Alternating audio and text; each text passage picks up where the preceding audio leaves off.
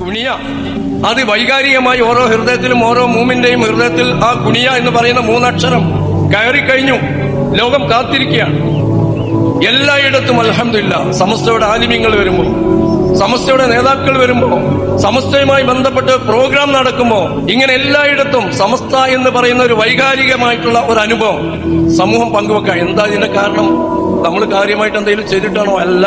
പക്ഷേ ഇത് ഇലാഹിയായിട്ടുള്ള ഒരു പ്രസ്ഥാനമാണ്, ഇത് ഉഖറവിയായിട്ടുള്ള ഒരു സംവിധാനമാണ് എന്നത് കൊണ്ട് തന്നെയാണ് ഇതിന്റെ ഒരു പ്രത്യേകത. അതുകൊണ്ട് തന്നെയാണ് ജനങ്ങൾ ഇതിനെ ഈ പിന്തുണ ഇതിനോടൊപ്പം ഇഴകിച്ചേർന്ന് പ്രവർത്തിച്ചുകൊണ്ടിരിക്കും. ഇനിയാന്ന് 33,313 പേരെ പങ്കെടുപ്പിച്ചുകൊണ്ട് നടത്തുന്ന പഠന ക്യാമ്പിന്റെ പന്തലിന്റെ കാൽനാട്ടൽ കർമ്മം സമസ്തയുടെ അജയനായ പ്രസിഡന്റ് സയ്യിദുൽ ഉലമ നിർവഹിക്കപ്പെടുകയുണ്ടായി. നിങ്ങൾ വളരെ പെട്ടെന്ന് സംഘടിപ്പിച്ച ഒരു പ്രോഗ്രാം. സയ്യിദുൽ ഉലമ നമ്മുടെ തഹിയയുടെ അതിന്റെ സമാപന ദിവസമായ അന്ന് രാത്രിയാണ് സയ്യിദുൽ ഉലമ സമാപന പ്രസംഗത്തിൽ ഇങ്ങനെ പന്തലിന്റെ കാൽനാട്ടൽ കർമ്മം കാസർഗോഡ് കുണിയയിൽ മറ്റന്നാൾ നടക്കുന്നുണ്ട്, 2-ാം തീയതി നടക്കുന്നുണ്ട്, വരാൻ പറ്റുന്നവരൊക്കെ വന്നാൽ മതി, ബുദ്ധിമുട്ടാവണ്ട എന്ന് ഓൺലൈനിലൂടെ ഒരു പ്രഖ്യാപനം നടത്തി. ഒരു കാൽനാട്ടൽ കർമ്മല്ലേ, അതിന്റെ പരിസരത്തുള്ള ആൾക്കാരൊക്കെ ഒരു 100 പേരൊക്കെ പങ്കെടുക്കുന്ന ഒരു സൗകര്യമൊക്കെ ഉണ്ടാക്കിയത്.